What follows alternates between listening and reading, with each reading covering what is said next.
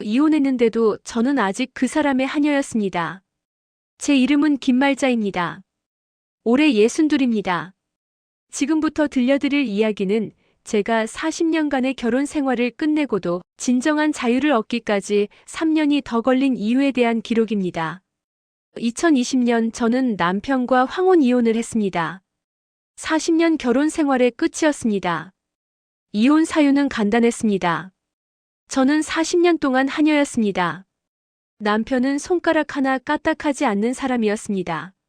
하지만 집은 항상 완벽하게 정리되어 있어야 했습니다. 여보, 거실 먼지 좀 닦아요. 손님 오는데 이게 뭐예요? 부엌 개수대에 그릇 하나 있으면 안 돼요? 딱 보면 게을러 보이잖아. 내 양말 어디 있어요? 서랍 정리 좀 제대로 해요.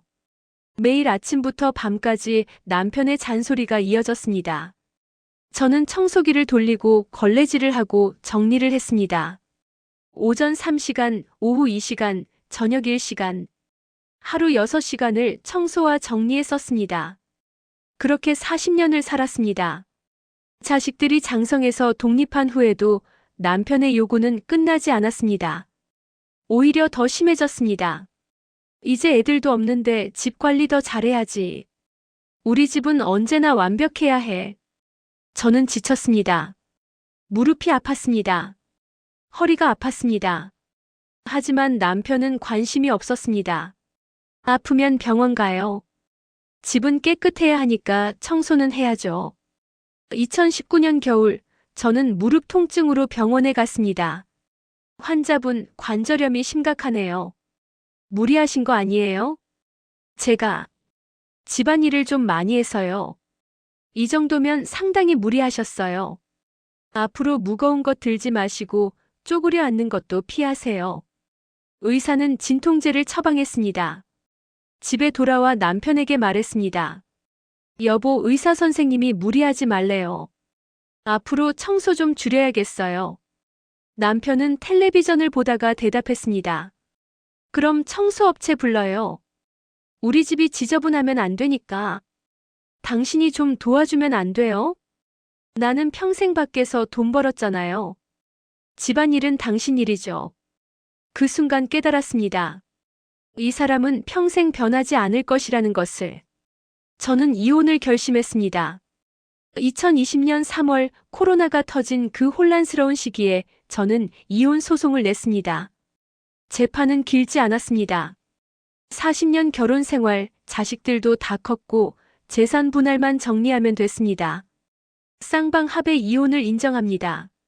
재산은 반반 분할하십시오. 판사의 망치 소리가 울렸습니다. 저는 200평 대형 주택의 절반 지분을 받았습니다. 남편은 나머지 절반과 함께 집을 나갔습니다. 집은 당신이 가져요. 나는 작은 아파트로 이사 갈 거니까. 남편은 짐을 쌌습니다. 자기 옷가지와 책, 골프채만 챙겼습니다. 청소 잘하세요. 이 큰 집 관리 힘들 텐데. 남편의 마지막 말이었습니다. 저는 그날 밤 혼자 거대한 집에 앉아 있었습니다. 드디어 자유다. 이제 누구 눈치 안 보고 살 수 있어. 하지만 다음 날 아침 이상한 일이 벌어졌습니다. 저는 일어나자마자 청소기를 들었습니다. 내가 왜 청소기를? 손이 저절로 움직였습니다. 거실을 청소하고 부엌을 닦고 화장실을 청소했습니다. 40년의 습관이었습니다. 오전 3시간을 청소에 썼습니다. 그리고 오후에도 정리를 했습니다. 저녁이 되자 무릎이 욱신거렸습니다. 진통제를 먹었습니다. 왜 이러지? 이제 누가 시키는 것도 아닌데. 일주일이 지났습니다. 저는 여전히 매일 6시간씩 청소를 했습니다. 한 달이 지났습니다. 변하지 않았습니다. 200평 대형 주택은 너무 넓었습니다. 방이 5개, 화장실이 3개, 거실이 2개. 모든 곳이 완벽하게 정리되어야 했습니다. 먼지 하나 없어야 했습니다. 왜? 누가 보는 것도 아닌데 왜 이래야 해? 하지만 멈출 수 없었습니다. 조금이라도 어질러지면 불안했습니다. 2020년 여름 큰아들이 찾아왔습니다. 엄마 잘 지내? 응, 잘 지내. 엄마, 근데 말이야. 우리 집 가구 좀 여기 놔둬도 돼? 가구. 응, 결혼하면서 산 가구가 있는데 아파트가 좁아서. 엄마 집 넓잖아. 창고 하나만 써도 돼. 얼마 동안인데? 잠깐만. 나중에 큰 집으로 이사 가면 가져갈게. 큰아들은 다음날 트럭을 몰고 왔습니다. 소파, 책장, 옷장. 무거운 가구들이었습니다. 엄마, 여기 놓으면 돼? 응, 저기 창고에 놓자. 가구를 옮기는데 무릎이 아팠습니다. 하지만 아들 앞에서 내색할 수 없었습니다. 엄마, 고마워. 나중에 꼭 가져갈게. 아들은 떠났습니다. 저는 창고를 보았습니다. 가구들이 어지럽게 놓여 있었습니다. 정리해야지. 저는 무거운 가구들을 옮기며 정리했습니다. 무릎이 비명을 질렀습니다. 하지만 멈출 수 없었습니다. 정리가 안 되면 불안했습니다. 저녁에 진통제를 2알 먹었습니다. 가을이 되었습니다. 딸이 찾아왔습니다. 엄마, 다음 주 일요일에 우리 애들 생일 파티 여기서 해도 돼? 여기서? 응, 우리 집 좁잖아. 엄마 집은 넓고 좋아. 애들도 뛰어놀 수 있고. 그래, 해라. 일요일 손주 5명이 왔습니다. 집안은 난장판이 되었습니다. 과자 부스러기, 음료수 얼룩, 장난감들. 엄마, 애들 데리고 갈게. 치우는 거 힘들면 청소업체 불러. 딸은 아이들을 데리고 떠났습니다. 저는 혼자 남았습니다. 거실은 엉망이었습니다. 치워야 해. 저는 청소를 시작했습니다. 무릎을 꿇고 바닥을 닦았습니다. 통증이 왔습니다. 하지만 멈추지 못했습니다. 어질러진 집을 보면 숨이 막혔습니다. 밤 10시까지 청소했습니다. 집은 다시 완벽해졌습니다. 하지만 저는 무릎을 움직일 수 없었습니다. 진통제를 3알 먹었습니다. 겨울이 왔습니다. 큰아들이 또 왔습니다. 엄마, 이번에는 책장 좀 맡길게. 우리 집 서재가 좁아서. 또. 미안, 엄마. 잠깐만. 나중에 다 가져갈게. 책장 5개가 왔습니다. 무거웠습니다. 저는 책장을 정리하며 무릎이 꺾였습니다. 엄마, 괜찮아? 응, 괜찮아. 아들은 떠났습니다. 저는 그날 밤 무릎을 부여잡고 울었습니다. 왜 나는 이혼했는데도 이러고 있지? 왜 아직도 누군가의 창고직이야? 2021년 봄 작은 아들이 왔습니다. 엄마, 명절 때 우리 여기서 모이자. 우리 집들 다 좁잖아. 여기서? 응, 엄마 집이 제일 넓으니까. 엄마가 음식도 잘하시고. 나는 요즘 몸이 안 좋아서. 엄마, 우리가 도와줄게. 엄마는 그냥 음식만 만들면 돼. 명절날 자식 셋과 손주 7명이 왔습니다. 저는 아침부터 음식을 준비했습니다. 무릎이 아팠지만 진통제를 먹고 버텼습니다. 식사 후 집안은 또 난장판이 되었습니다. 엄마, 우리 먼저 갈게. 치우는 거 힘들면 연락해. 자식들은 떠났습니다. 저는 혼자 설거지를 하고 청소를 했습니다. 밤 11시 모든 것이 끝났습니다. 저는 소파에 주저앉았습니다. 무릎이 부어 있었습니다. 이건 아니야. 나는 이혼했잖아. 왜 아직도 이렇게 살고 있어? 그때 깨달았습니다. 저는 남편과는 이혼했지만 남편이 만든 저의 모습과는 이혼하지 못했습니다. 40년간 완벽한 정리를 요구받았고 저는 그것이 제 정체성이 되어버렸습니다. 그리고 자식들도 똑같았습니다. 엄마는 원래 깔끔해야 편하잖아. 엄마는 정리 잘하니까. 엄마 집은 항상 완벽하니까 우리가 와도 돼. 자식들은 아버지와 똑같았습니다. 저를 당연한 노동력으로 여겼습니다. 그날 밤 저는 결심했습니다. 이 집을 떠나야 해. 이 큰 집이 나를 가두고 있어. 하지만 쉽지 않았습니다. 200평 집을 어떻게 정리해야 할까요? 아들의 가구, 딸의 짐, 그리고 40년간 쌓인 저의 물건들. 생각만 해도 머리가 아팠습니다. 2021년 여름 저는 무릎 통증으로 다시 병원에 갔습니다. 환자분, 이게 뭡니까? 작년보다 더 악화됐네요. 제가 집안일을 얼마나 하시길래 이렇게 됐어요? 이대로 가면 걷지 못하게 될 수도 있어요. 의사는 심각한 표정이었습니다. 환자분, 무리하시면 안 됩니다. 지금 당장 청소와 무거운 것 드는 건 멈추세요. 하지만 집이 넓어서. 그럼 집을 옮기세요. 건강보다 중요한 게 어디 있어요? 의사의 말이 머릿속을 맴돌았습니다. 집을 옮기다. 그래, 그래야 해. 집으로 돌아오는 길, 저는 200평 대형 주택을 올려다보았습니다. 40년을 살았던 집이었습니다. 하지만 이제는 감옥 같았습니다. 너무 넓었고 너무 많은 것을 요구했고 너무 많은 추억이 있었습니다. 그리고 무엇보다 자식들이 언제든 와서 짐을 맡기고 파티를 하고 저를 쓸 수 있는 공간이었습니다. 저는 그날 밤 노트에 적었습니다. 이 집을 팔자. 작은 집으로 이사하자. 자식들이 짐을 맡길 수 없는, 파티를 할 수 없는 오직 나만의 공간으로. 하지만 용기가 나지 않았습니다. 자식들이 뭐라고 할까요?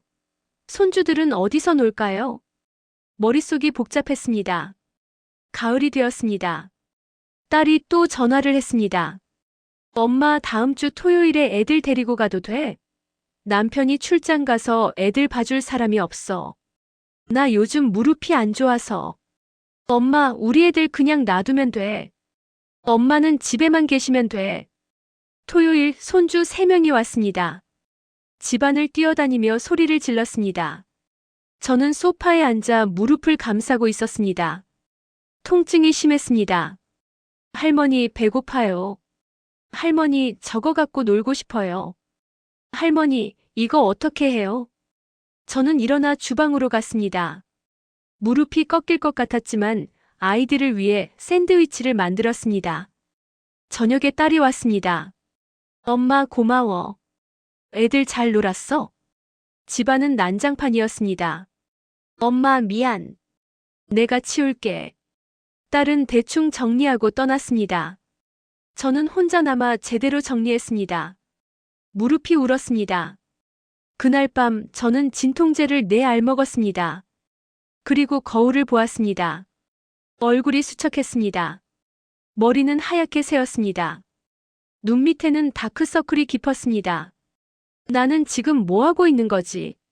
이혼한 지 2년이 지났지만 저는 여전히 40년 전 그 모습으로 살고 있었습니다. 완벽한 정리, 끝없는 청소, 자식들을 위한 희생. 이건 내가 원한 삶이 아니야. 저는 그날 밤 결심했습니다. 더 이상 미루지 않기로. 내일 당장 부동산에 연락하기로. 이 집을 팔고 작은 집으로 이사 가기로. 자식들이 뭐라고 하든, 손주들이 어디서 놀든, 이제는 제 건강과 제 삶이 우선이었습니다. 창밖을 보니 달이 떠 있었습니다. 조금만 더 용기를 내자. 진짜 자유를 찾자. 하지만 다음 날 아침 또 습관적으로 청소기를 들고 있었습니다. 40년의 습관은 쉽게 사라지지 않았습니다. 2021년 겨울이 되었습니다. 저는 여전히 200평 집에서 살고 있었습니다. 부동산에 연락하겠다던 결심은 흐지부지 되었습니다. 정리부터 해야 하는데 어디서부터 시작하지? 창고 3개가 가득 차 있었습니다. 큰아들의 가구, 딸의 짐, 작은아들의 책들. 제 물건도 40년치가 쌓여 있었습니다. 생각만 해도 숨이 막혔습니다. 겨울이 깊어지던 어느 날 큰아들에게서 전화가 왔습니다. 엄마, 이번 주말에 우리 회사 사람들이랑 모임 하는데 거기서 해도 돼? 회사 모임을? 응, 우리 집은 좁고 식당 예약하기는 비싸고. 엄마 집 넓잖아. 근데 나 요즘 몸이 안 좋아서. 엄마, 우리가 음식 다 시켜 먹을게. 엄마는 그냥 집만 빌려주면 돼. 얼마나 오는데? 10명 정도. 걱정 마, 우리가 다 치울게. 저는 거절하고 싶었습니다. 하지만 입이 떨어지지 않았습니다. 그래, 해라. 주말 10명의 젊은이들이 왔습니다. 거실에서 피자와 치킨을 먹으며 떠들었습니다. 저는 방에서 쉬고 있었습니다. 무릎이 아팠습니다. 밤 11시 사람들이 떠났습니다. 큰아들이 방문을 두드렸습니다. 엄마, 우리 갈게. 대충 치웠어. 응, 조심히 가. 아들이 떠난 후 저는 거실로 나왔습니다. 난장판이었습니다. 피자 박스가 소파 위에 있었고 치킨 뼈가 바닥에 떨어져 있었고 음료수가 테이블에 흘러 있었습니다. 대충 치웠다고. 저는 한숨을 쉬었습니다. 그리고 청소를 시작했습니다. 새벽 2시까지 걸렸습니다. 집은 다시 완벽해졌습니다. 하지만 제 무릎은 부어올랐습니다. 다음 날 아침 침대에서 일어날 수 없었습니다. 무릎이 굽혀지지 않았습니다. 저는 기어서 화장실로 갔습니다. 진통제를 5알 먹었습니다. 이건 아니야. 정말 이건 아니야. 2022년 봄이 왔습니다. 딸에게서 전화가 왔습니다. 엄마, 우리의 생일 파티 또 거기서 해도 돼? 또? 응, 작년에 했을 때 애들이 너무 좋아했잖아. 올해도 거기서 하고 싶대. 딸아, 엄마가 요즘 몸이. 엄마, 우리가 다 준비할게. 엄마는 그냥 집만 빌려주면 돼. 정리는? 엄마, 우리가 할게. 걱정하지 마. 또다시 저는 거절하지 못했습니다. 생일 파티 날 아이들 15명이 왔습니다. 집안은 순식간에 전쟁터가 되었습니다. 과자, 음료수, 케이크, 풍선, 장난감. 저는 소파에 앉아 지켜보았습니다. 가슴이 답답했습니다. 내 집이 왜 이렇게 되어야 하지? 파티가 끝나고 딸이 말했습니다. 엄마, 고마워. 우리 갈게. 내일 와서 정리할게. 내일? 응, 오늘은 너무 피곤해. 내일 올게. 딸은 떠났습니다. 저는 난장판이 된 집을 바라보았습니다. 내일까지 기다릴 수 없어. 이 상태로는 잠을 잘 수가 없어. 저는 청소를 시작했습니다. 무릎이 비명을 질렀습니다. 하지만 멈출 수 없었습니다. 어질러진 집을 보면 숨이 막혔습니다. 40년간 몸에 밴 강박이었습니다. 밤 12시 청소가 끝났습니다. 저는 바닥에 주저앉았습니다. 무릎이 움직이지 않았습니다. 다음 날 딸이 왔습니다. 엄마, 벌써 다 치웠어? 응. 엄마, 내가 하겠다고 했잖아. 왜 혼자 했어? 무릎 안 좋다며? 그냥. 어질러진 거 보니까 답답해서. 딸은 한숨을 쉬었습니다. 엄마는 왜 그렇게 깔끔해야 직성이 풀려? 좀 어질러져도 괜찮아. 나는. 그게 안 돼. 엄마, 그러니까 힘든 거야. 좀 내려놓으면 안 돼? 딸은 떠났습니다. 저는 소파에 앉아 생각했습니다. 내려놓으면 안 돼? 어떻게? 40년을 이렇게 살았는데? 여름이 되었습니다. 작은 아들이 또 전화를 했습니다. 엄마, 추석 때 또 거기서 모이자. 아들아, 엄마가 요즘 힘들어서. 엄마, 우리가 음식 시켜 먹을게. 엄마는 아무것도 안 해도 돼. 하지만, 엄마, 우리 집들 다 좁잖아. 엄마 집이 유일하게 넓어. 제발. 저는 결국 허락했습니다. 추석날 온 가족이 모였습니다. 자식 셋, 손주 7명.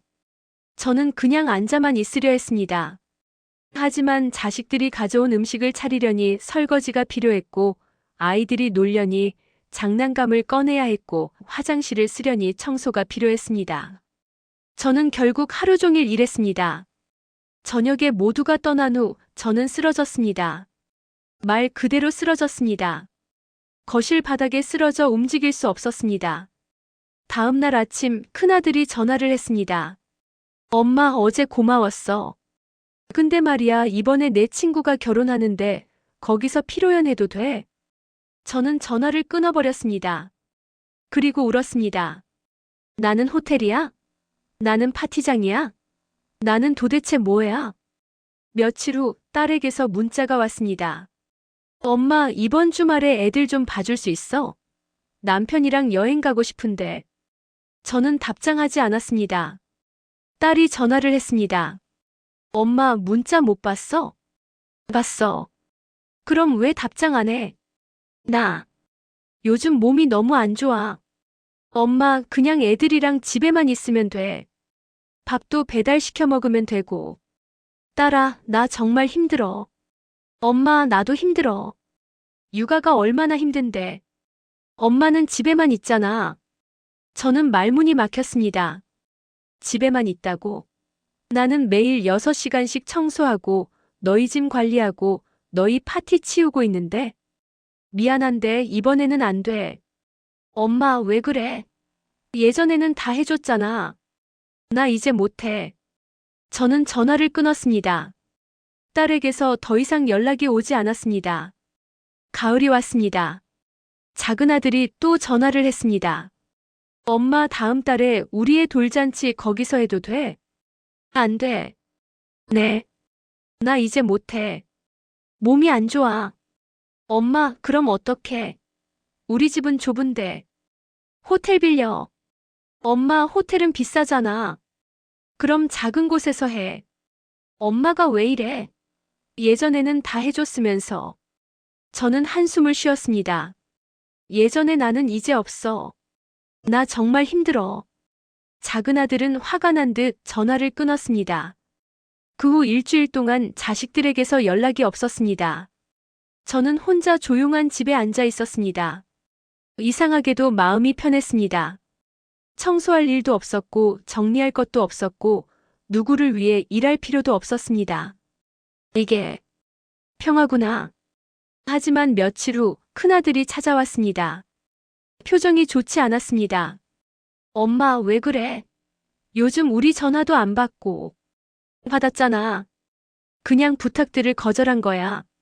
엄마, 우리가 뭘 잘못했어? 저는 아들을 바라보았습니다. 아들아, 너 엄마가 뭐 하는 사람 같아? 네. 너희들한테 엄마가 뭐야? 집 맡기는 창고, 파티하는 장소, 애들 맡기는 육아 도우미. 엄마, 무슨 소리야? 우리가 그렇게 생각한 적 없어. 그럼 뭔데? 너희는 나한테 부탁만 하잖아. 내가 어떻게 지내는지, 건강은 어떤지 물어본 적 있어? 아들은 말이 없었습니다. 엄마, 그건 너희 아버지랑 똑같아. 아버지는 나한테 완벽한 집을 요구했고, 너희는 나한테 편리한 공간을 요구해. 다를 게 뭐야? 엄마, 우리는 그런 의도가 아니었어. 의도가 아니라고. 그럼 결과는? 나는 이혼하고도 3년 동안 하녀처럼 살았어. 아들은 고개를 숙였습니다. 엄마, 미안해. 우리가 생각이 짧았어. 이제 알았으면 됐어. 너희는 너희 집에서 살고 나는 내 삶을 살 거야. 아들은 떠났습니다. 그날 저녁 딸에게서 문자가 왔습니다. 엄마, 오빠한테 들었어. 엄마가 그렇게 힘들었는지 몰랐어. 미안해. 저는 답장하지 않았습니다. 작은 아들도 전화를 했습니다. 엄마, 미안해. 우리가 너무 당연하게 생각했어. 이제 알았으면 됐어. 엄마, 돌잔치는 호텔에서 할게. 엄마는 편하게 손님으로만 와. 그래, 고마워. 자식들이 조금 달라졌습니다. 하지만 근본적인 문제는 해결되지 않았습니다. 저는 여전히 200평 대형 주택에 살고 있었고, 창고에는 자식들의 짐이 가득했고, 40년 습관은 여전히 저를 지배했습니다. 겨울이 다시 왔습니다. 저는 병원에 갔습니다. 정기검진이었습니다. 의사가 엑스레이를 보며 말했습니다. 환자분, 이거 심각한데요? 얼마나 심각한가요? 작년보다 훨씬 악화됐어요.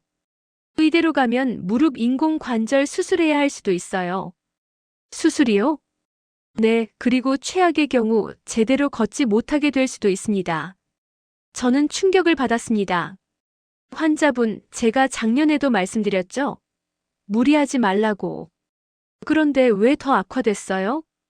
제가 집이 넓어서. 집이 넓으면 옮기세요.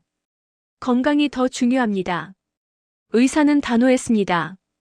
환자분, 진지하게 말씀드리는데 지금 당장 생활 방식을 바꾸지 않으면 1년 안에 휠체어 타게 될 수도 있어요. 휠체어라는 말에 저는 온몸이 얼어붙었습니다. 집으로 돌아오는 길, 저는 멍하니 걸었습니다. 휠체어. 나는 62밖에 안 됐는데. 집에 도착해 거울을 보았습니다. 늙은 여자가 보였습니다. 수척하고 지치고 아픈 여자. 이게 나야? 이게 내가 원한 삶이야? 저는 거실을 둘러보았습니다. 완벽하게 정리된 공간. 먼지 하나 없는 바닥. 반짝이는 유리창. 하지만 행복은 없었습니다. 저는 창고로 갔습니다. 큰아들의 가구들이 쌓여 있었습니다. 3년 전에 잠깐만 맡긴다던 그 가구들. 딸의 짐들도 있었습니다. 2년 전에 나중에 가져간다던 그 짐들. 작은 아들의 책들도 쌓여 있었습니다. 이게 다 뭐야? 왜 내 집에 이런 게 있어? 저는 그날 밤 결심했습니다. 이번에는 진짜로 실행하기로. 더 이상 미루지 않기로. 내 건강, 내 삶, 내 자유를 위해. 노트를 꺼내 적었습니다. 할 일 1 부동산 연락하기. 2 집 내놓기. 3 짐 정리하기. 4 자식들에게 통보하기. 5 이사하기. 하지만 4번에서 손이 멈췄습니다. 자식들에게 통보하기. 자식들이 뭐라고 할까요? 반대하지 않을까요? 저는 노트를 덮었습니다. 다음 날 용기를 내서 큰아들에게 전화를 걸었습니다. 아들아, 엄마가 할 얘기가 있어. 뭔데, 엄마? 엄마가 이사 갈까 해. 이사? 왜? 집이 너무 넓어서 관리가 힘들어. 침묵이 흘렀습니다. 엄마, 그럼 우리 집은 어떡해? 저는 한숨을 쉬었습니다. 역시 짐 걱정이었습니다. 너희가 가져가든지 버리든지 해. 엄마, 그건 비싼 가구들이야. 버릴 수 없어. 그럼 너희 집으로 가져가. 우리 집은 좁아서 못 들여. 그럼 창고 빌려. 엄마, 창고 비용이 얼마인데? 저는 전화를 끊고 싶었습니다.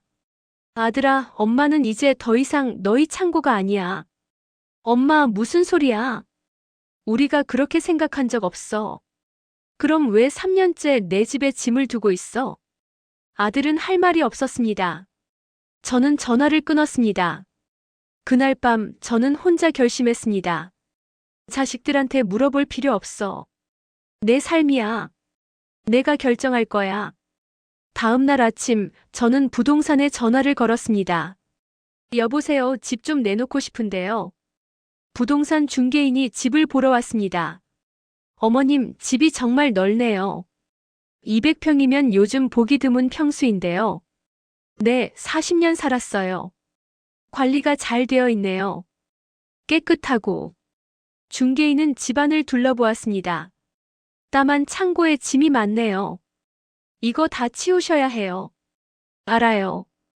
그리고 요즘 젊은 사람들은 이렇게 큰 집 안 좋아해요. 관리가 힘들거든요. 금매로 내놓을게요. 빨리 팔고 싶어요. 중개인이 놀란 표정을 지었습니다. 금매요? 시세보다 낮게? 네, 빨리만 팔리면 돼요. 알겠습니다. 그럼 시세보다 20% 낮게 내놓을게요. 그럼 빨리 팔릴 거예요.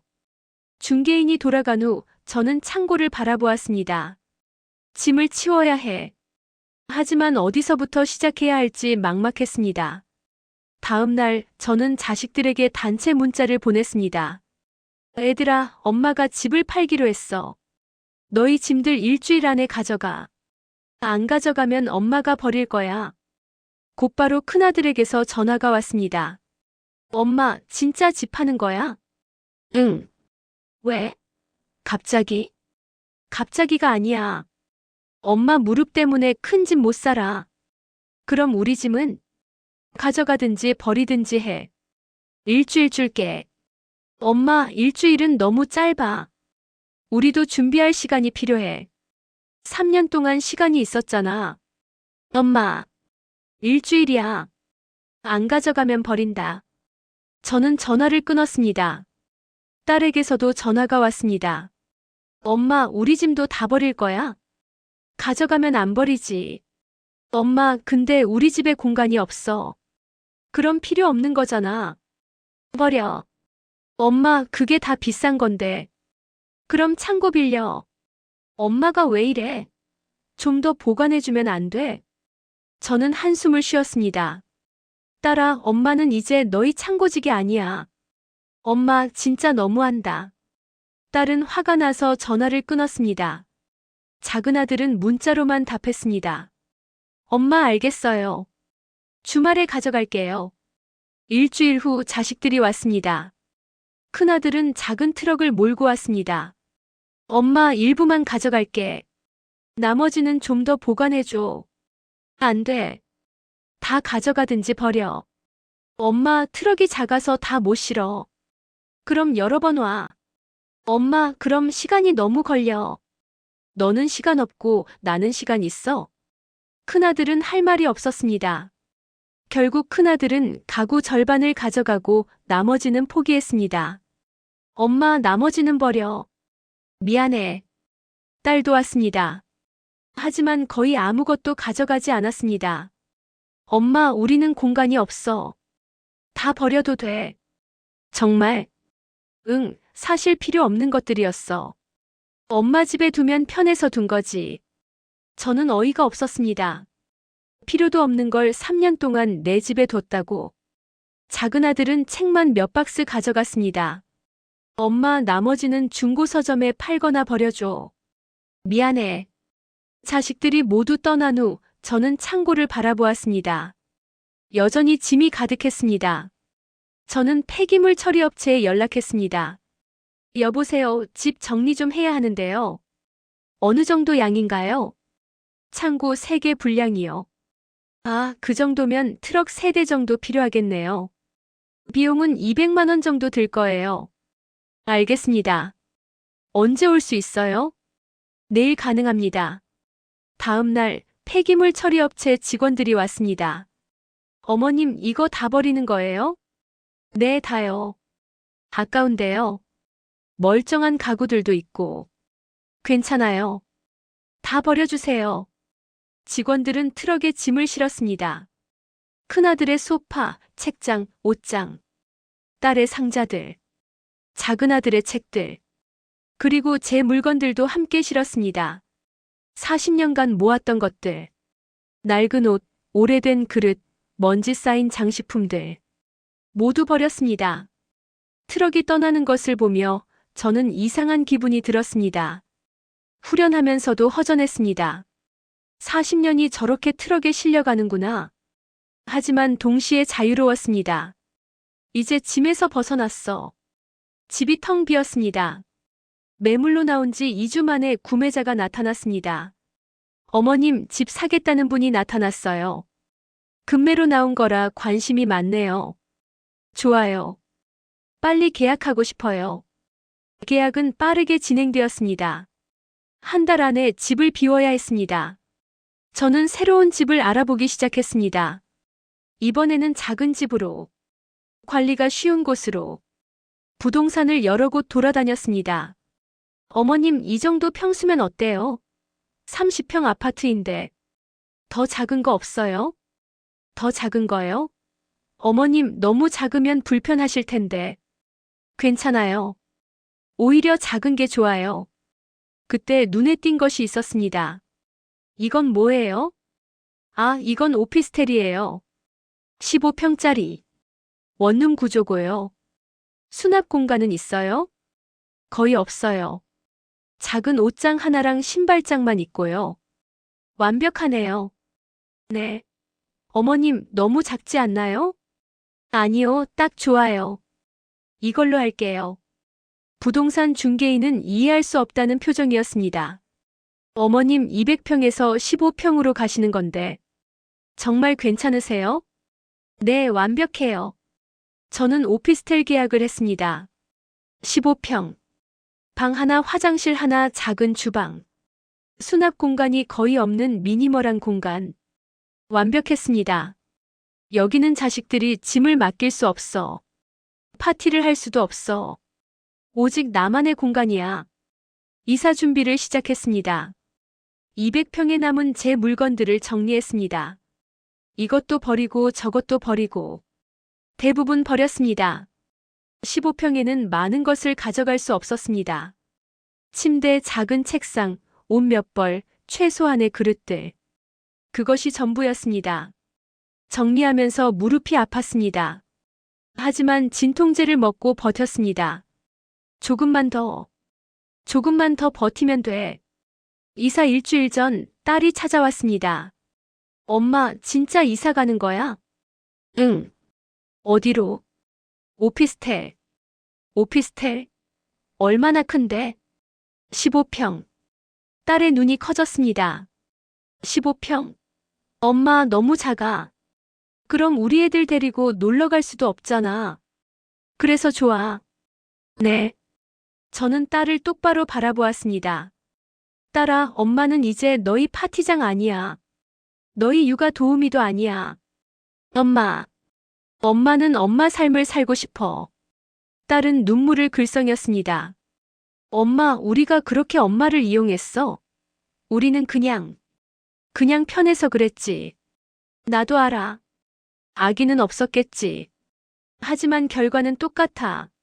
엄마는 40년 동안 하녀였고 이혼 후 3년 동안도 너희 편의 시설이었어.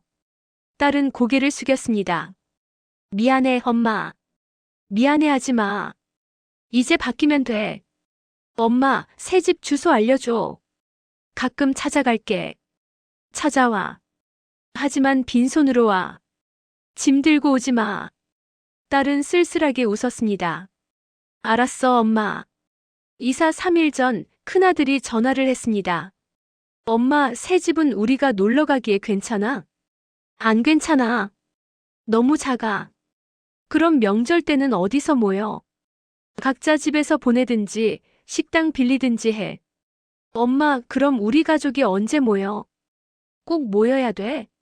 자주 안 봐도 괜찮아. 큰아들은 할 말을 잃은 듯 침묵했습니다. 엄마가 왜 이렇게 변했어?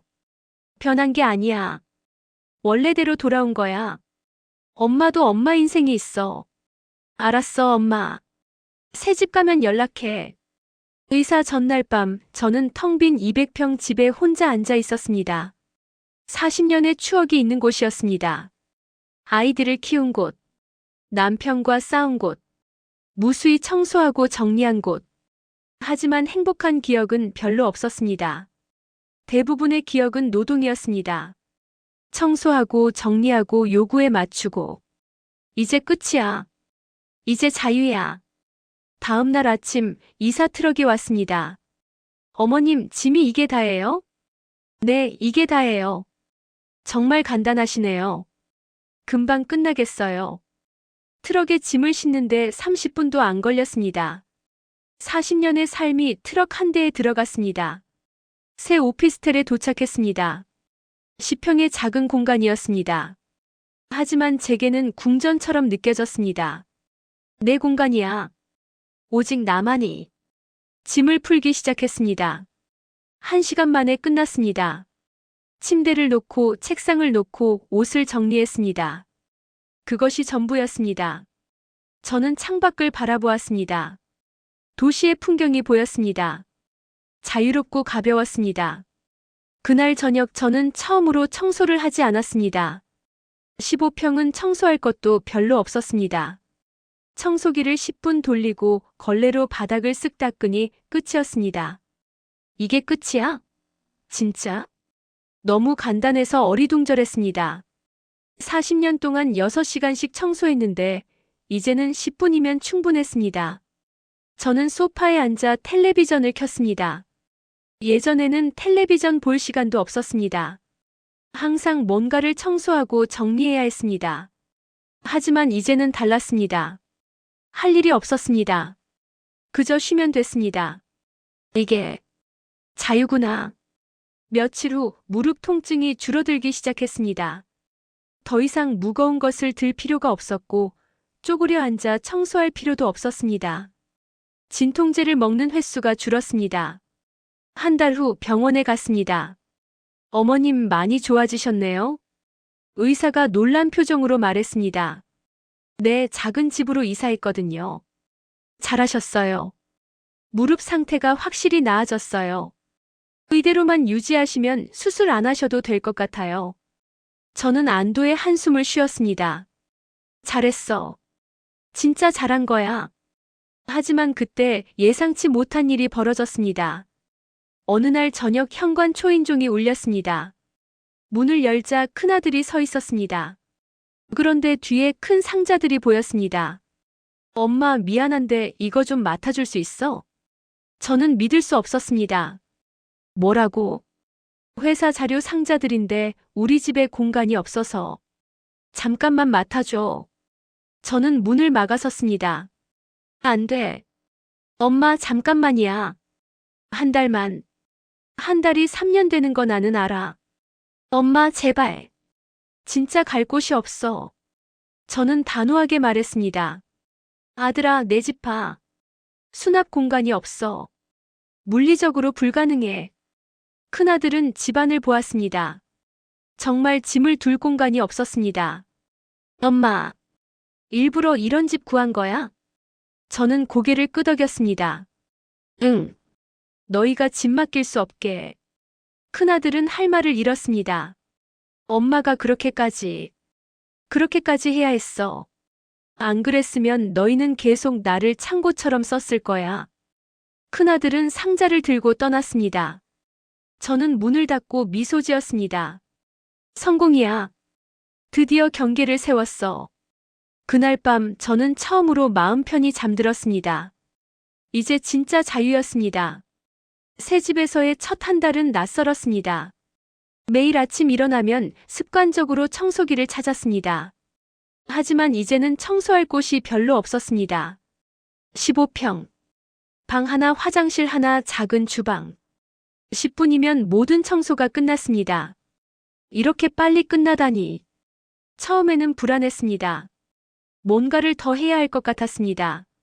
40년 동안 하루 6시간씩 청소했는데 이제는 10분이면 끝나니 허전했습니다. 이제 뭐 하지? 저는 소파에 앉아 멍하니 있었습니다. 할 일이 없었습니다. 그날 오후 저는 동네를 산책했습니다. 오랜만이었습니다. 예전에는 집 청소에 바빠서 산책할 시간이 없었습니다. 공원을 걸으며 나무를 보았습니다. 새들이 지저귀고 바람이 불었습니다. 이렇게 여유로운 게 언제였지? 마음이 편안해졌습니다. 집으로 돌아오는 길에 작은 카페에 들렀습니다. 어머님, 뭐 드릴까요? 아메리카노 하나 주세요. 카페에 앉아 커피를 마시며 창밖을 바라보았습니다. 예전에는 이런 시간이 사치처럼 느껴졌습니다. 항상 집에 가서 뭔가를 해야 한다는 강박이 있었습니다. 하지만 이제는 달랐습니다. 집에 가도 할 일이 없었습니다. 이게 정상적인 삶이구나. 2주가 지났습니다. 저는 점점 새로운 리듬에 적응했습니다. 아침에 일어나 10분 청소하고 산책하고 카페에서 책을 읽고 점심을 먹고 또 산책하고 여유로운 일상이었습니다. 무릎 통증도 계속 좋아졌습니다. 진통제는 거의 먹지 않게 되었습니다. 한 달이 지났을 때 딸이 전화를 했습니다. 엄마, 새 집 어때? 좋아. 정말 좋아. 엄마, 우리 놀러 가도 돼? 오렴. 하지만 공간이 작아서 오래 못 있어. 알았어, 엄마. 잠깐만 갈게. 주말에 딸이 왔습니다. 혼자였습니다. 애들은? 아빠가 봐주고 있어. 나 혼자 왔어. 딸은 집안을 둘러보았습니다. 엄마, 진짜 작네. 근데 왜 이렇게 편안하지? 작아서 편안한 거야. 엄마, 이거면 청소도 금방 끝나겠다. 응, 10분이면 돼. 딸의 눈이 커졌습니다. 10분? 우리 집은 1시간 걸리는데. 너희 집이 얼마나 큰데? 30평인데 애들이 어질러서. 딸은 소파에 앉았습니다. 엄마, 나도 엄마처럼 살고 싶어. 뭐? 애들 때문에 항상 정리하고 청소하고. 정신이 없어. 근데 엄마는 이렇게 여유롭게 사시잖아. 저는 딸의 손을 잡았습니다. 딸아, 엄마가 늦게 깨달은 건데 말이야. 완벽한 집보다 여유로운 삶이 더 중요해. 그치? 나도 요즘 그 생각해. 너도 정리 좀 해. 필요 없는 거 버리고. 그래야겠다. 엄마처럼. 딸은 1시간 정도 있다가 돌아갔습니다. 엄마, 다음에 또 올게. 혼자. 그래, 오렴. 딸이 떠난 후 저는 미소 지었습니다. 딸도 변하고 있었습니다. 2달이 지났습니다. 저는 완전히 새로운 생활에 적응했습니다. 청소 강박도 많이 줄어들었습니다. 조금 어질러져 있어도 괜찮았습니다. 완벽하지 않아도 돼. 살기만 하면 돼. 어느 날 큰아들이 찾아왔습니다. 엄마 잘 지내? 응, 잘 지내. 엄마 요즘 얼굴이 밝아 보여. 그래? 응, 예전에는 항상 피곤해 보였는데 지금은 훨씬 건강해 보여. 큰아들은 잠시 망설이다가 말했습니다. 엄마 미안해. 우리가 엄마를 너무 힘들게 했지. 이제 알았으면 됐어. 엄마, 우리도 반성했어. 앞으로는 엄마한테 부탁 안 할게. 부탁해도 돼. 대신 엄마가 거절할 수 있다는 것도 알아줘. 알았어, 엄마. 큰아들도 1시간 정도 있다가 떠났습니다. 자식들이 달라지고 있었습니다. 더 이상 당연하게 부탁하지 않았습니다. 3달이 지났을 때 작은 아들이 가족과 함께 왔습니다. 엄마, 우리 밖에서 밥 먹자. 엄마 집은 좁으니까. 그래, 좋아. 식당에서 가족들과 식사를 했습니다. 엄마, 요즘 어떻게 지내세요? 며느리가 물었습니다. 좋아. 건강도 많이 좋아졌어. 엄마, 15평에서 불편하지 않으세요? 전혀. 오히려 편해. 저도 요즘 생각하는데 우리 집도 좀 줄여야 할 것 같아요. 관리하기 너무 힘들어요. 며느리도 공감하고 있었습니다. 그래, 집이 크다고 좋은 게 아니야. 식사 후 작은 아들이 말했습니다. 엄마, 명절 때 우리 식당에서 만나요. 엄마 집은 작으니까. 그래, 그게 좋겠다. 엄마, 부담 갖지 마세요. 우리가 알아서 할게요. 자식들이 완전히 달라졌습니다. 4개월이 지났습니다. 어느 날 저는 오래된 친구를 만났습니다. 말자야, 오랜만이네. 어떻게 지내? 잘 지내. 너는? 나는 그냥 그래. 집안일에 치이고 살지 뭐. 친구는 피곤해 보였습니다. 너희 집 크지? 응, 60평. 관리가 너무 힘들어. 줄여봐. 뭐? 집을 줄여.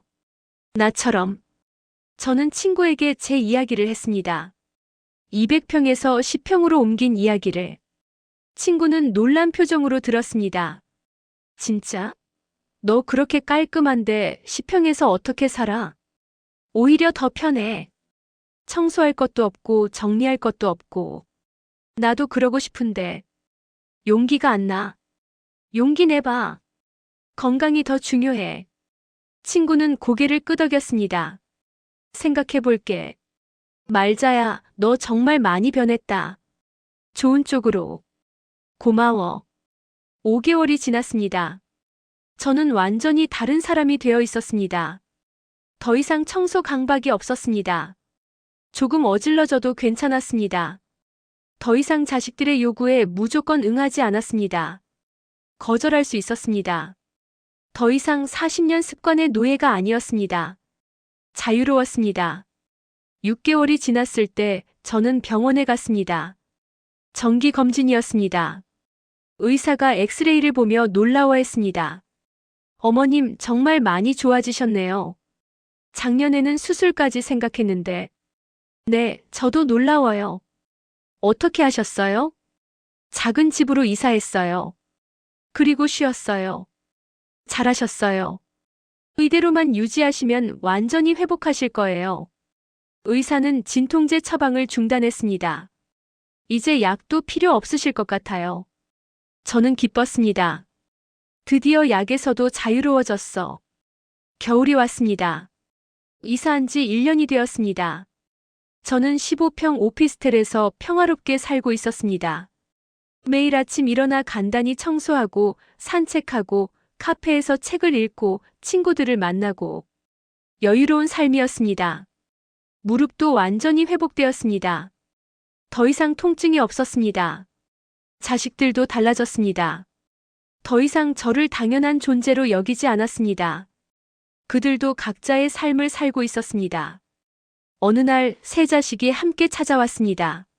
엄마, 우리 식당에서 밥 먹자. 그래. 식당에서 자식들이 말했습니다. 엄마, 우리가 준비한 게 있어. 큰아들이 봉투를 꺼냈습니다. 이게 뭐니? 엄마가 이사하면서 손해본 돈이야. 집을 금매로 팔아서 손해봤잖아. 우리가 모아서 드리려고. 얼마인데? 3천만 원이야. 우리 셋이 각자 1,000만 원씩. 저는 깜짝 놀랐습니다. 애들아, 엄마 받아. 우리가 엄마 이용한 거에 대한 사과야. 딸도 말했습니다. 엄마, 우리 진짜 미안했어. 이제라도 보상하고 싶어.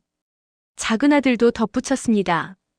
엄마, 앞으로는 우리가 엄마 챙길게. 엄마도 이제 편히 쉬세요. 저는 눈물이 났습니다. 고마워, 애들아. 엄마야말로 고마워.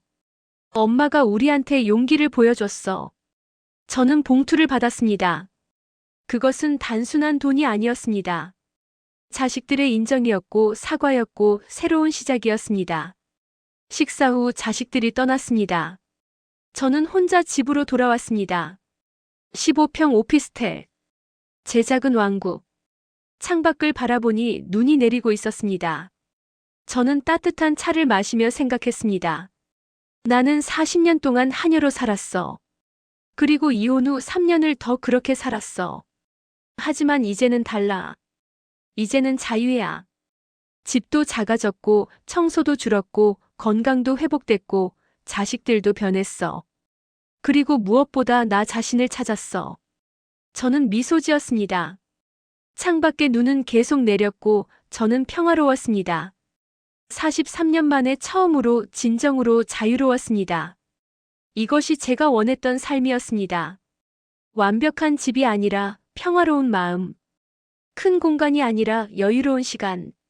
자식들의 인정이 아니라 스스로의 만족. 저는 이제 알았습니다. 행복은 크기가 아니라 마음에 있다는 것을. 자유는 공간이 아니라 선택에 있다는 것을. 그리고 진정한 삶은 누군가를 위한 것이 아니라 나 자신을 위한 것이라는 것을. 저는 차를 한 모금 마시며 창밖을 바라보았습니다. 새로운 내일이 기다리고 있었습니다. 그리고 저는 준비되어 있었습니다. 나만의 삶을 나만의 방식으로, 나만의 속도로 살 준비가. 이사한 지 2년이 지났습니다. 2024년 봄 저는 오피스텔에서 완전히 새로운 삶을 살고 있었습니다. 매일 아침 6시에 일어납니다. 예전처럼 청소기를 들기 위해서가 아니라 조용한 아침을 즐기기 위해서입니다. 창문을 열면 신선한 공기가 들어옵니다. 베란다에 놓인 작은 화분들이 보입니다. 여러 개의 크고 작은 화분들. 예전 같았으면 관리가 번거롭다고 생각했을 텐데 이제는 작은 기쁨입니다. 얘들아, 잘 잤어? 식물들에게 말을 걸며 물을 줍니다. 이런 여유가 생긴 지 얼마 안 됐습니다. 40년 동안 청소에 쫓겨 살았는데 이제는 식물을 키울 여유가 있습니다. 간단한 아침 식사를 준비합니다. 토스트와 커피. 10분이면 충분합니다. 예전에는 자식들과 손주들 것까지 준비했지만 이제는 저 혼자입니다. 외롭지 않냐고요? 전혀요. 이것이 평화입니다. 아침 식사 후 간단히 청소를 합니다. 10분. 그게 전부입니다. 청소기를 돌리고 화장실을 닦고 설거지를 하면 끝입니다. 예전 같으면 6시간 걸렸을 일이 10분 만에 끝납니다. 이게 정상이었구나. 아침 산책을 나갑니다. 근처 공원까지 천천히 걷습니다. 무릎이 더 이상 아프지 않습니다. 공원에는 저처럼 산책하는 노인들이 많습니다. 말자 씨, 오늘도 왔네요. 같은 시간에 산책하는 분들과 인사를 나눕니다. 네, 김 선생님도 잘 지내셨어요? 그럼요. 우리 오늘도 한 바퀴 돌까요? 함께 공원을 걷습니다. 계절의 변화를 느낍니다. 봄에는 벚꽃이, 여름에는 푸른 나무가, 가을에는 단풍이, 겨울에는 눈이. 예전에는 이런 것을 볼 여유가 없었습니다. 산책 후 동네 카페에 갑니다. 단골 카페입니다. 직원들이 저를 알아봅니다. 어머님, 오늘도 아메리카노요? 네, 따뜻하게 주세요. 카페 창가 자리에 앉아 책을 읽습니다. 요즘은 소설을 읽습니다. 예전에는 살림 관련 책만 읽었는데, 이제는 제가 좋아하는 것을 읽습니다. 2시간 정도 카페에서 보냅니다. 서두를 필요가 없습니다. 점심시간이 되어 집으로 돌아옵니다. 간단히 점심을 먹고 낮잠을 잡니다. 낮잠. 43년 만에 처음 자는 낮잠입니다. 예전에는 낮잠 잘 시간에 청소를 했습니다. 하지만 이제는 달라졌습니다. 오후 2시 일어나 또 산책을 나갑니다. 오후 산책은 더 길게 합니다. 1시간 정도. 2024년 여름이 왔습니다. 어느 날 큰아들이 전화를 했습니다. 엄마, 다음 주에 우리 애들이랑 놀러 가도 돼? 어디로? 엄마 동네 공원이요. 우리 애들이 할머니 보고 싶대. 그래, 와라. 대신 밥은 밖에서 먹자. 알았어, 엄마. 주말 큰아들이 손주들과 함께 왔습니다. 할머니. 손주들이 반갑게 인사했습니다. 우리 강아지들. 잘 컸네. 함께 공원으로 나갔습니다. 손주들은 공원에서 뛰어놀았습니다. 큰아들이 옆에 앉았습니다. 엄마, 요즘 정말 좋아 보여. 그래? 응, 예전에는 항상 피곤해 보였는데, 지금은 완전 다른 사람 같아. 그럴 거야. 이제 편하게 사니까. 엄마, 우리 때문에 고생 많았지? 이제 다 지난 일이야. 큰아들은 잠시 말이 없다가 이어갔습니다. 엄마, 나도 요즘 생각해. 집을 좀 줄일까? 너희 집 크니? 50평인데 관리가 너무 힘들어. 아내도 힘들어해. 줄여봐. 작은 게 편해. 그래야겠다. 엄마 보고 배웠어. 점심은 근처 식당에서 먹었습니다. 손주들이 시끄럽게 떠들었지만 저는 웃으며 지켜보았습니다. 예전 같았으면 집에서 음식을 준비했겠지. 그리고 설거지에 청소해. 생각만 해도 끔찍해. 식사 후 큰아들이 떠났습니다. 엄마, 다음에 또 올게. 그래, 조심히 가. 혼자 집으로 돌아왔습니다. 조용했습니다. 평화로웠습니다. 가을이 왔습니다. 딸이 찾아왔습니다. 혼자였습니다. 엄마, 차 한잔 할까? 그래, 카페 갈까? 함께 단골 카페로 갔습니다. 엄마, 나 요즘 엄마 흉내 내고 있어. 뭐? 아침에 10분만 청소하고 산책하고 카페에서 책 읽고. 어떤데? 너무 좋아. 예전에는 하루 종일 집안일에 치였는데 이제는 여유가 생겼어. 잘하고 있네. 딸은 커피를 한 모금 마시고 말했습니다. 엄마, 내가 엄마한테 너무 많이 의지했지? 이제 알았으면 됐어. 엄마, 진짜 미안했어. 그리고 고마워. 엄마가 용기 내서 바꿔줘서. 엄마도 고마워. 너희가 이해해줘서. 딸과 함께 1시간을 보냈습니다. 예전처럼 부탁하러 온 것이 아니라 그저 함께 시간을 보내러 온 것이었습니다. 겨울이 다시 왔습니다. 2024년 12월 작은 아들이 가족과 함께 왔습니다. 엄마, 우리 호텔 뷔페 가자. 엄마 생신이니까. 생신? 아직 1달 남았는데? 미리 축하하는 거야. 엄마, 가자. 호텔 뷔페에서 가족들과 식사를 했습니다. 세 자식과 며느리, 사위, 손주들까지 모였습니다. 할머니, 생일 축하해요. 손주들이 노래를 불렀습니다. 케이크에 촛불을 켰습니다. 엄마, 소원 빌어. 저는 눈을 감았습니다. 소원. 이미 다 이루어졌는데. 건강하고 자유롭고 평화로운 삶. 이게 다 내 거야. 촛불을 불었습니다. 엄마, 무슨 소원 빌었어? 비밀이야. 모두가 웃었습니다. 식사 후 큰아들이 봉투를 꺼냈습니다. 엄마, 생신 선물이야. 또 돈이니? 아니야. 여행 상품권이야. 엄마가 가고 싶은 곳 가라고. 여행? 응, 엄마 평생 집안일만 하고 여행 한 번도 안 갔잖아. 이제 가봐. 딸도 덧붙였습니다. 엄마, 제주도도 좋고 부산도 좋고 가고 싶은 데가. 작은 아들도 말했습니다. 엄마, 우리가 모셔다 드릴게. 가족 여행 가자. 저는 감동했습니다. 고마워, 애들아. 엄마야말로 고마워. 엄마가 우리한테 많은 걸 가르쳐 줬어. 집으로 돌아오는 길, 저는 여행 상품권을 보며 생각했습니다. 여행. 평생 한 번도 못 가봤는데. 설렜습니다. 2025년 봄이 왔습니다. 저는 자식들과 함께 제주도로 여행을 갔습니다. 평생 처음 가는 제주도였습니다. 바다가 아름다웠습니다. 파도 소리가 평화로웠습니다. 엄마, 여기서 사진 찍자. 자식들과 함께 사진을 찍었습니다. 모두가 웃고 있었습니다. 이게 가족이구나. 서로 이용하는 게 아니라 함께 즐기는 거. 이틀간의 여행은 행복했습니다. 제주도에서 돌아온 후 저는 더욱 활기차졌습니다. 세상은 넓고 할 일은 많구나. 여름에는 친구들과 함께 부산으로 여행을 갔습니다. 가을에는 혼자 경주로 여행을 갔습니다. 64살에 처음으로 세상을 여행하기 시작했습니다. 어느 겨울날 저는 오래된 친구 순이를 만났습니다. 말자야, 너 정말 많이 변했다. 그래? 응, 예전에는 항상 불안해 보였는데 지금은 완전 자유로워 보여. 자유로워졌어. 진짜로. 순이는 한숨을 쉬었습니다.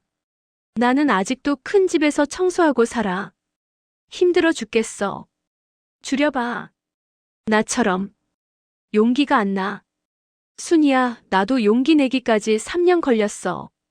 하지만 지금은 후회 안 해. 그래도. 순이야, 우리 이제 60 넘었어. 앞으로 몇 년이나 살지 모르잖아. 그 시간을 청소하면서 보낼 거야? 순이는 눈물을 글썽였습니다. 말자야, 나도 바꾸고 싶어. 그럼 바꿔. 지금이라도. 순이는 고개를 끄덕였습니다. 3개월 후 순이도 작은 집으로 이사했습니다. 말자야, 고마워. 내가 용기를 줘서. 잘했어, 순이야. 우리는 함께 산책하고 카페에서 차를 마시고 여행을 다녔습니다. 두 사람 모두 자유로웠습니다. 2025년 가을, 저는 오피스텔 베란다에 앉아 있었습니다. 단풍이 아름답게 물들었습니다. 화분의 식물들이 건강하게 자라고 있었습니다. 휴대폰이 울렸습니다. 딸이었습니다. 엄마, 오늘 저녁 시간 있어? 우리 외식하자. 그래, 좋아. 저녁에 딸과 만나 식사를 했습니다. 엄마, 나도 요즘 정말 행복해. 다행이다. 엄마가 먼저 바뀌는 거 보고 나도 바뀔 수 있었어. 고마워, 엄마. 엄마도 고마워. 너희가 이해해줘서. 집으로 돌아오는 길, 저는 생각했습니다. 나는 40년 동안 하녀로 살았어. 이혼 후 3년을 더 그렇게 살았어. 하지만 지난 2년 나는 진짜 나로 살았어. 그리고 앞으로 남은 시간도 나로 살 거야. 집에 도착해 창밖을 바라보았습니다. 10평 오피스텔. 작지만 완벽한 제공간. 수납 공간이 없어서 짐을 둘 수 없는 곳. 청소가 10분이면 끝나는 곳. 자식들이 함부로 이용할 수 없는 곳. 오직 저만의 평화가 있는 곳. 저는 미소 지었습니다. 이게 자유구나. 이게 행복이구나. 베란다로 나가 식물에게 물을 주었습니다. 얘들아, 우리 잘 살고 있지? 식물들이 바람에 흔들렸습니다. 마치 대답하는 것 같았습니다. 저는 의자에 앉아 차를 마셨습니다. 석양이 아름다웠습니다. 나는 64살이야. 아직 많은 시간이 남았어. 그리고 그 시간을 나는 나를 위해 쓸 거야. 누군가의 하녀가 아니라 나 자신으로.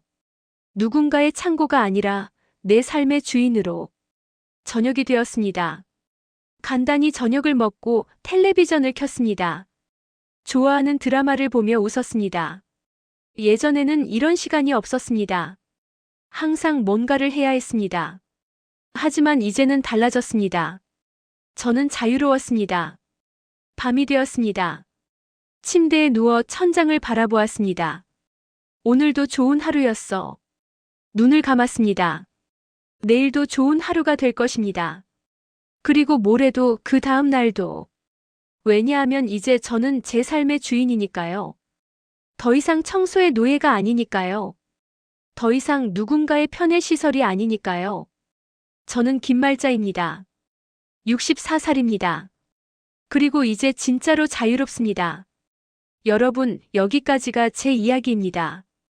저는 40년 동안 완벽한 집을 유지하며 살았습니다. 남편을 위해, 자식들을 위해, 그리고 나중에는 습관 때문에 이혼을 해도 그 굴레에서 벗어나지 못했습니다. 하지만 저는 결국 용기를 냈습니다. 200평 대형 주택을 팔고 15평 오피스텔로 옮겼습니다. 자식들이 짐을 맡길 수 없는, 파티를 할 수 없는 오직 저만의 공간으로요.